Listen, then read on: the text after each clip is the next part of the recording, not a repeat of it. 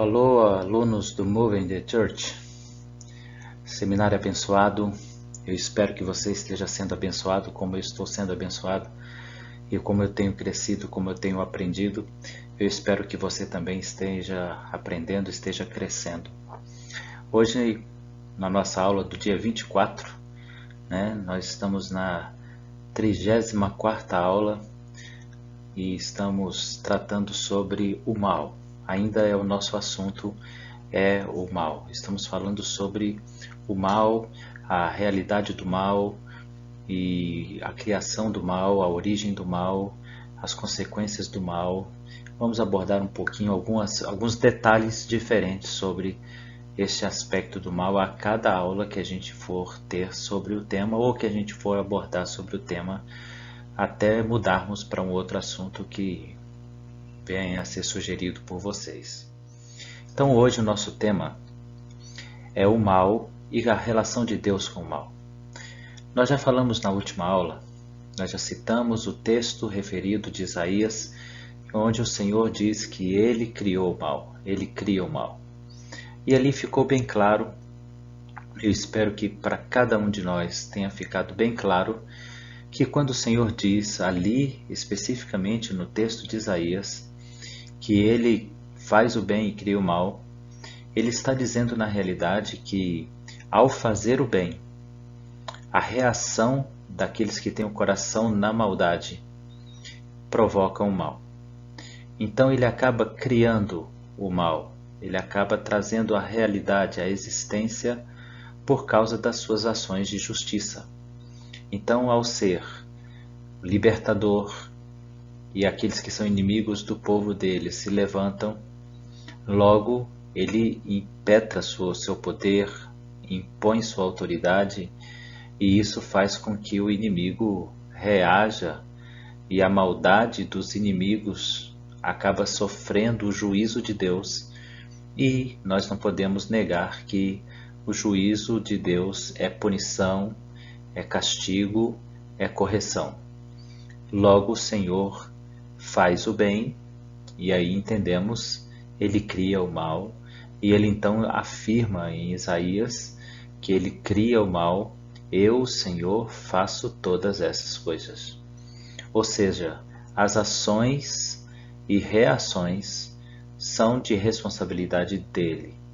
Ele sabe que faz as ações e sabe por que as toma, porque faz tais atitudes, porque decide por tais atitudes. E ele sabe também, então, que é responsabilidade dele as ações da sua misericórdia, tanto quanto as ações da sua justiça. Ele não se exime do fato de ser juiz e impetrar a sua justiça. Ele não tem medo de bater o martelo.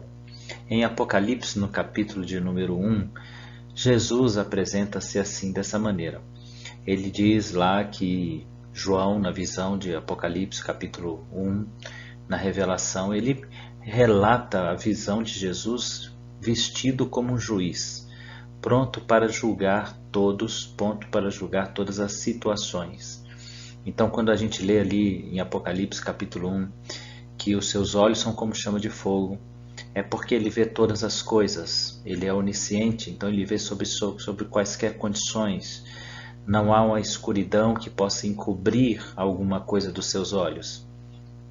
Quando o texto também diz que ele tem um cinto à altura do peito, aquilo fala de um coração protegido. Ele não vai julgar por suas emoções, por seus sentimentos, ele vai julgar pela justiça. E é exatamente o que ele diz para Ezequiel, o profeta: eu sou um Deus de justiça, de pesos e medidas justas. E quando você lê no livro de Apocalipse, na visão de João, que ele apresenta-se como cabelos brancos, como quem tem os cabelos brancos como a alva, como a neve, brancos como a neve, então você tem que entender que ele está vendo um juiz mais uma vez. O anúncio dessa verdade seria mais ou menos dizer: eu tenho o conhecimento, eu estou presente no tempo, suficientemente capaz de absorver e de analisar todas as circunstâncias. Quando um juiz nas cortes internacionais e até em algumas cortes aqui no Brasil, nos tribunais, coloca uma peruca branca sobre sua cabeça, ele está querendo dizer isso. Eu tenho conhecimento de causa, eu tenho sabedoria, eu tenho entendimento, eu tenho vivência com as leis e com a justiça suficientes para poder julgar. E o Senhor ali ainda apresenta-se com uma característica muito interessante, os seus pés como latão reluzente, falando da sua capacidade de ser equilibrado, firme, não é instável, mas os seus pés são firmes. Então essa visão de Apocalipse fala bem de um Deus que age com justiça. Essa ação da justiça de Deus, ela acaba sendo, naquele que está em pecado, naquele que está errado, um ato de punição, um castigo e, conclusivamente, um mal é experimentado por aquele que sofre o julgamento, a sentença dada pelo Senhor Deus. E é nesse aspecto que o Senhor está dizendo em Isaías 45, que Ele é o Deus que faz o bem e cria o mal. Agora nós temos outros aspectos para discutir na aula de hoje. Alguns nós vamos deixar para o nosso encontro, hoje às 8h30, para a gente poder ter alguma coisa para conversar, alguns versos para a gente poder ler também. Mas eu quero começar aqui já provocando um pensamento em vocês. Quero começar aqui hoje falando sobre a relação entre Deus e o mal. Qual é a relação entre Deus e o mal? Eu quero já começar levando a uma reflexão inicial antes de prosseguir com os estudos. Eu quero fazer menção aqui a 2 textos das Escrituras. Um deles é aquele que está na oração do Pai Nosso, onde o Senhor Jesus nos diz que o pão nosso de cada dia Ele nos dá.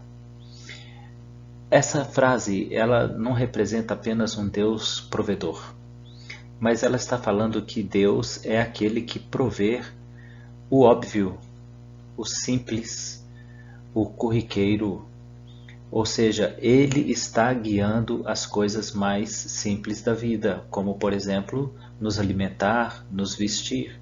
Agora vamos imaginar essa situação pelo prisma da análise teológica. Quando ele diz que o Senhor nos dá o pão de cada dia, a gente tem que considerar que nós trabalhamos para poder ganhar o pão de cada dia. Então, nós temos que considerar que o trabalho foi uma provisão de Deus. Deus interferiu em nossa vida, nos dando o trabalho para que nós tivéssemos o pão de cada dia. Deus interferiu em nossa vida, nos dando as condições para que pudéssemos ter a roupa para vestir. Deus está sempre interferindo na nossa vida. Deus está guiando a nossa vida, é o que diz essa frase, que o pão nosso de cada dia nos dá hoje. E o Senhor chega a dizer para a gente não andar ansioso com coisa alguma. É outra passagem onde o Senhor diz para não andarmos com coisa alguma, ansiosos por coisa alguma, porque o Senhor cuida de nós, Ele alimenta os pássaros, Ele veste as plantas, Ele também cuida de nós. Mas na realidade esse texto, dentro de uma análise teológica, o Senhor está dizendo, olha, eu estou no controle de tudo, de tudo, de tudo, de tudo. E tudo que você faz porque eu permito que você faça. Há um controle do Senhor em todas as coisas. Embora sejamos livres e tenhamos livre-arbítrio, há um controle do Senhor sobre todas as coisas. Ele está na condução de todas essas coisas. E esse entendimento, ele é provocador. Ele é provocador porque o Senhor está controlando todas as coisas. Ele controla, obviamente, as coisas que vivo de bem e de mal. Nada passa sem o crivo de Deus, sem a palavra final do Deus eterno. Um outro texto que eu gostaria de deixar aqui com vocês para nossa reflexão, falando sobre as causas, e os efeitos totalmente condicionados por Deus, é o Salmo de número 139. O Salmo de número 139 nos fala que o Senhor nos guia e nos constrói e nos acompanha desde a formação do ventre da nossa mãe. Então esse salmo ainda ele é mais extenso na questão da análise teológica. Veja, Foi o Senhor quem nos formou no ventre de nossa mãe, foi Ele quem decidiu a cor dos nossos olhos, foi Ele que decidiu a cor da nossa pele, onde nós nasceríamos, como nós vivemos. Ele conhece nossos pensamentos, nossos sentimentos, não tem para onde fugir da sua presença. Então, do que nós estamos falando? Nós estamos falando que o nosso Deus determina todas as coisas. E o verso 16 do Salmo 139 diz assim, olha, no teu livro foram escritos todos os dias da minha vida, cada um deles escrito e determinado, quando nenhum deles ainda havia. Isso é provocador, gente. É tão provocador como o pão nosso de cada dia nos dá hoje. Se no pão nosso de cada dia eu trabalhei para ganhar, então a força veio de Deus, o trabalho veio de Deus, tudo veio de Deus, eu só tenho o pão porque o Senhor me sustentou, porque eu respirei, porque eu tive força, Ele conduziu tudo. Agora Ele está dizendo que cada dia da nossa vida foi escrito e determinado por Ele. Nós não estamos falando aqui de predestinação, que Deus predeterminou os seus dias. Não é isso que estamos falando aqui. Estamos falando que o Senhor conhece e conduz todos os dias. Ele está interferindo sempre nos nossos dias. É exatamente isso. Ele está sempre interferindo nos nossos dias. O seu dia, o meu dia, são sempre interferências diretas de Deus. Em tudo. Quer comamos, bebamos ou façamos qualquer outra coisa, em tudo nós estamos sendo conduzidos diretamente por Deus, conduzidos diretamente pela vontade de Deus. E isso é provocador, porque as Escrituras não nos explicam exatamente como é que Deus combina a providência dele com as decisões voluntárias dele. A Bíblia não explica como é que ele equilibra a vontade permissiva com a vontade diretiva. Então, agora nós levando isso para dentro da ideia de uma análise do que é o mal, então agora nós temos que refletir um pouquinho sobre até que ponto o mal se relaciona com Deus ou Deus se relaciona com o mal. Ufa, feita essa introduçãozinha rápida aí, a gente agora vai partir para um debate, uma discussão sobre a participação de Deus no mal. Então esse é o tema central da nossa aula de hoje. Se Deus causa, mediante a sua ação providencial, Ele providencia. Se Deus causa, se Deus atua, se Deus é a causa, mediante a sua providência em tudo, então tudo que vem acontecer no mundo está recebendo a interferência dele. Então, se Deus causa, mediante a sua ação providencial, tudo que vem acontecer no mundo, então surge a pergunta: qual é a relação de Deus com o mal no mundo? Se tudo se relaciona com ele, se tudo está sendo guiado por ele mediante a sua ação providencial, se tudo que vem a acontecer no mundo passa pelo crivo das suas decisões, qual é a relação de Deus com o mal? Porque o mundo vive o mal, o sofrimento, a dor, as catástrofes, as mazelas do mundo estão acontecendo. Qual é a relação de Deus? Isso nos provoca ainda, gente, a outra pergunta.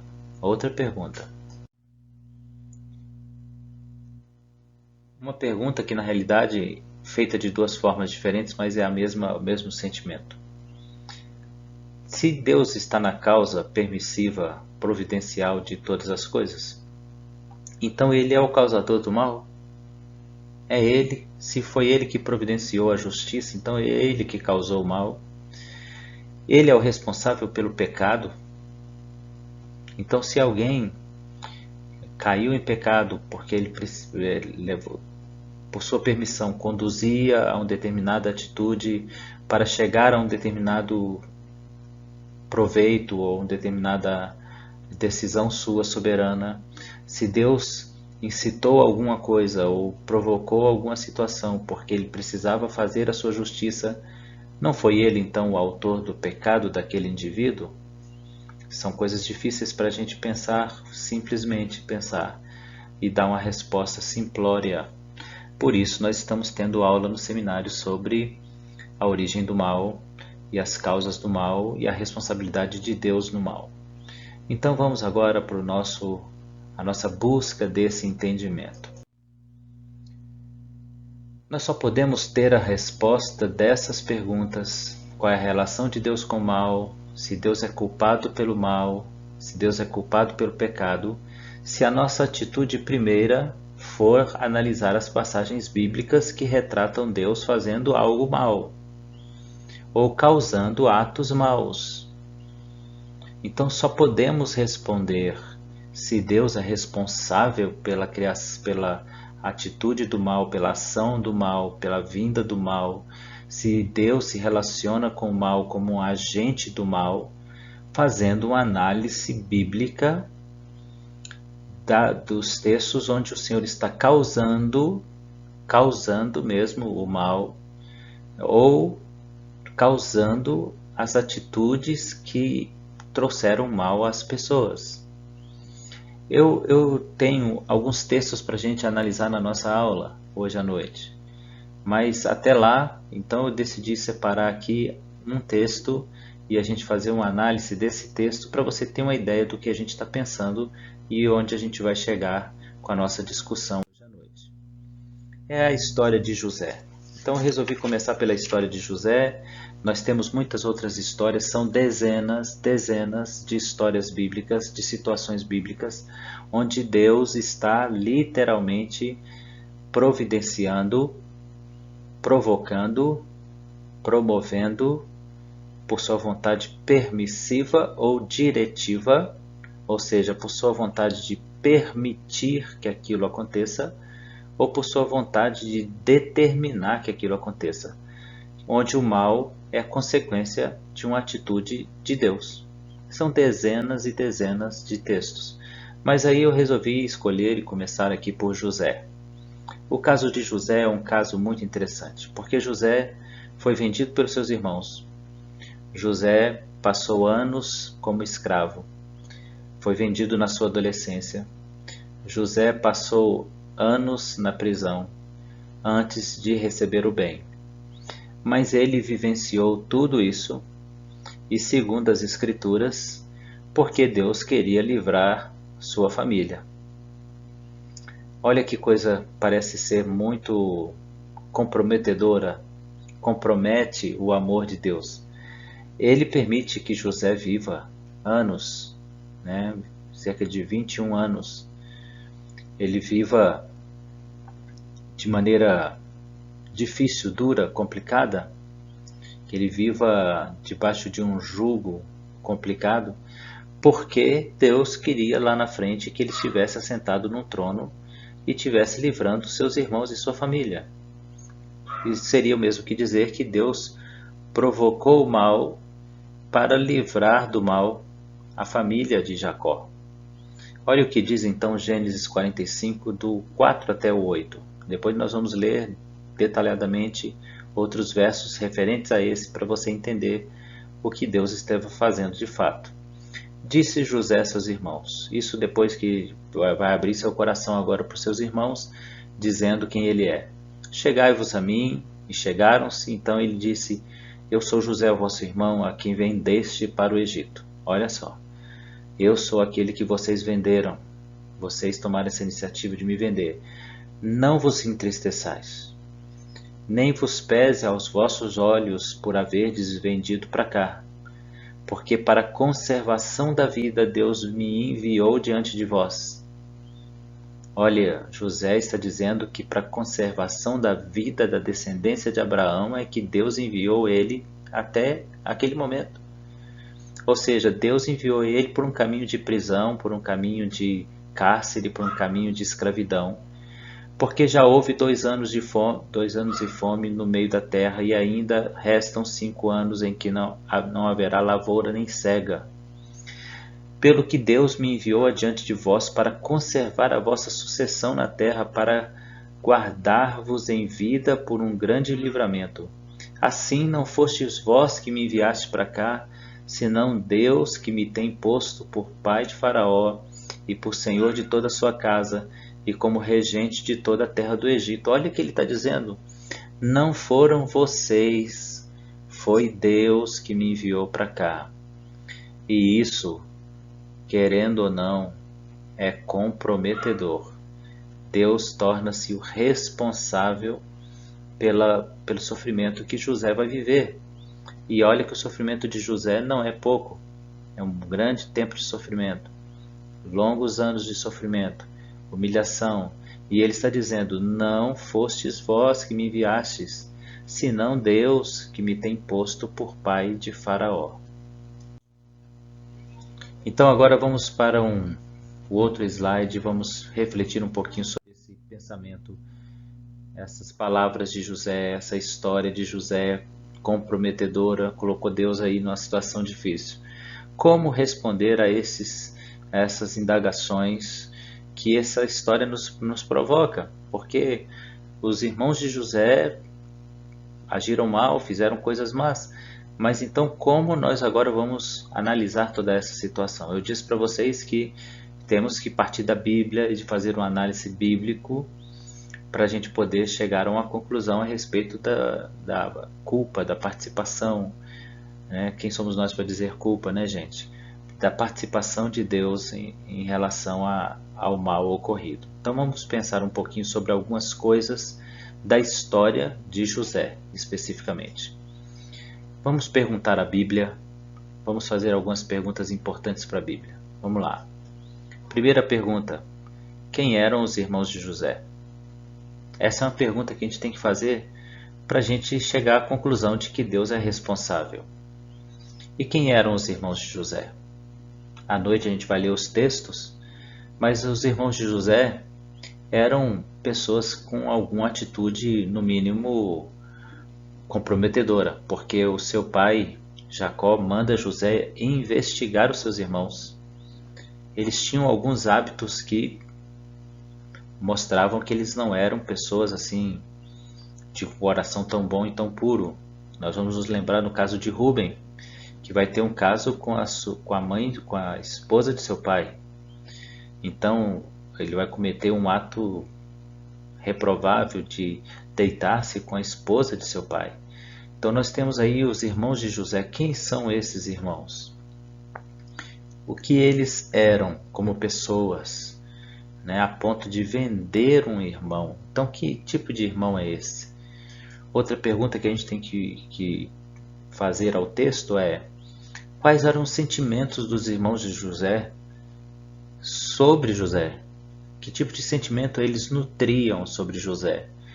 Porque vindo José, diz o texto, que eles já pensaram no seu coração, lá vem aquele dedo duro, lá vem aquele nosso irmão para nos entregar.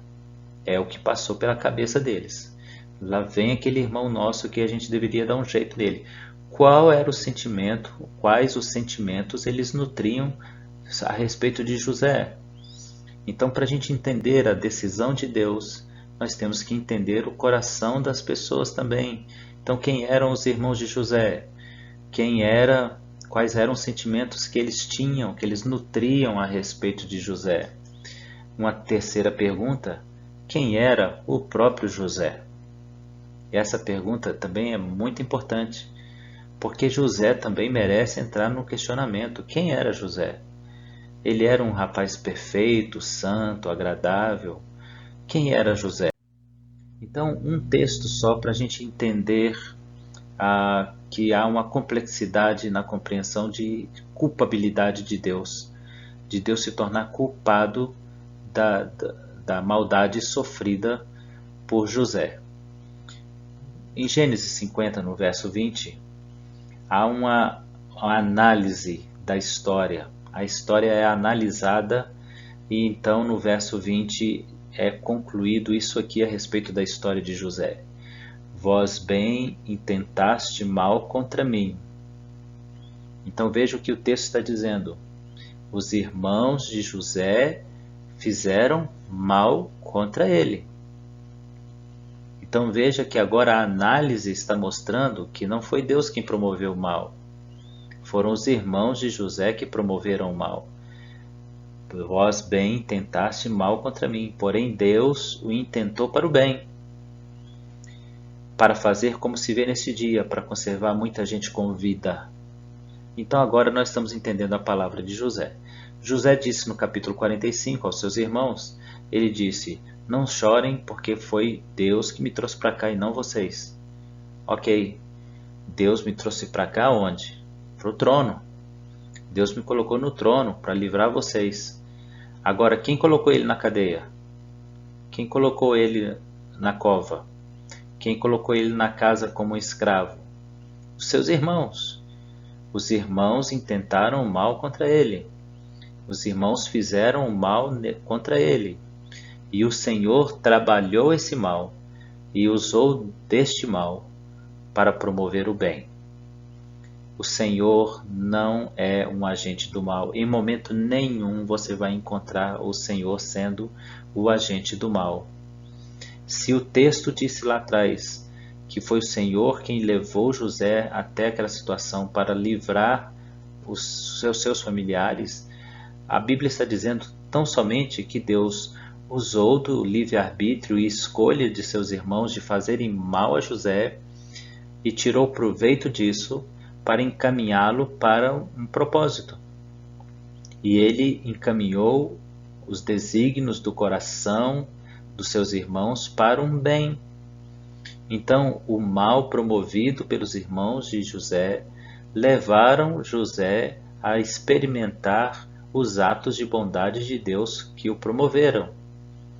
E aí então nós temos que entender uma série de coisas. E essas perguntas que eu acabei de fazer com vocês, nós vamos analisá-las novamente na aula semipresencial hoje online. Nós vamos analisá-las novamente. Quem são os irmãos de José? Que tipo de sentimentos eles tinham? E uma resposta que a gente não deu, porque a gente vai dar na aula. Quem era José? Então, vós intentaste o mal, foram eles, os irmãos de José, que promoveram o mal, e eles eram livres para decidir fazer isso ou não. E aí então, se ele não fizesse isso, se eles não vendessem o irmão, ele chegaria ao trono por um caminho mais leve, por um caminho mais suave, por um caminho mais tranquilo, porque ele já havia sonhado com isso, Deus já havia revelado a ele isso. Mas qual foi a decisão dos seus irmãos? Escolherem um caminho de maldade. Deus então transformou a maldade dos seus irmãos em um bem, trazendo o bem sobre a vida de José. Algumas coisas então, gente, a gente vai ter que definir mais detalhadamente à noite. Mas eu já quero pontuar para vocês aqui algumas questões. Então, como eu disse para vocês, existem dezenas de textos que falam sobre Deus agindo e o mal sendo promovido pela permissão de Deus, pela promoção de Deus, Deus promovendo de fato a ação para que o mal ocorresse, pela permissão de Deus, pela direção de Deus. Eu coloquei aqui alguns porque a gente vai discutir à noite. Foi Deus que endureceu o coração de Faraó. A gente falou um pouquinho disso na última aula. Mas uma coisa muito séria, foi Deus que provocou o coração dos filisteus contra Israel. Porque Deus queria destruir os filisteus. E ele incitou o coração dos filisteus contra Israel. E foi Deus que incitou o coração de Sansão contra os filisteus. Foi Deus quem castigou Davi pelo seu pecado. Foi Deus quem levou o seu filho, nascido da relação com Batseba, uma criança inocente, à morte pelo pecado de Davi. Foi Deus que permitiu todas essas coisas. E houve até uma situação que a gente vai discutir à noite, mas eu vou aqui adiantar. O próprio Davi, quando está fugindo de seu filho Absalão, e um homem para diante dele, Simei, diz para ele, maldito, amaldiçoa, pragueja. Então o Davi diz, não toquem nele, não façam nada, porque os seus soldados queriam tocar no moço, queriam matá-lo. Mas Davi disse, não, ele está fazendo isso porque Deus quer que eu sofra isso, esse tipo de ofensa. Então agora a gente vai ter que analisar esse negócio à noite mais direitinho. Em todas as histórias mencionadas, Deus permite o mal como um castigo pelos pecados. Seja como for, o Senhor Deus permite o mal. Em todos ele permitiu.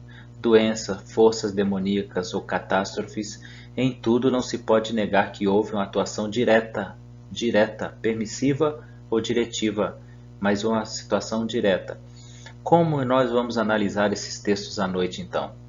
Nós vamos analisar esses textos a partir dos fatos que nós temos que olhar para esses textos. Os fatos são inquestionáveis. Então, quando a gente olha para os textos, nós temos que olhar os fatos que estão contidos nesse texto. Então, na nossa aula à noite, nós vamos debater isso aqui, gente. Primeiro de tudo, importantíssimo, Deus usa todas as coisas para cumprir seus desígnios, usa até o mal para a sua glória. Deus usa todas as coisas para cumprir os seus desígnios. Vamos ler uma série de textos para a gente entender isso aqui. Deus usa todas as coisas para alcançar os seus desígnios e até mesmo o mal. Por que não? Ele usa sim até mesmo o mal. O Senhor usa até mesmo o mal para conseguir o seu intento.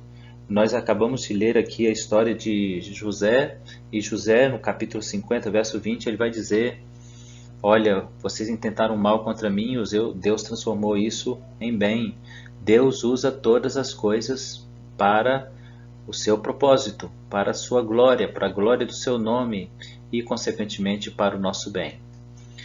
O segundo fato que nós vamos analisar na nossa aula à noite é que Deus jamais faz o mal. Jamais, Deus jamais fez o mal, Deus jamais poderá produzir o mal, porque Ele é bom.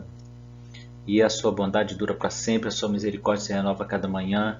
Deus é bom, Deus não faz o bem, Ele é o bem, Ele é o próprio bem, Deus é o amor. Deus jamais faz o mal e jamais deve ser culpado pelo mal. E nós vamos ter que analisar a culpa, porque se nós estamos analisando aqui a participação de Deus, nós temos que olhar quem é o culpado.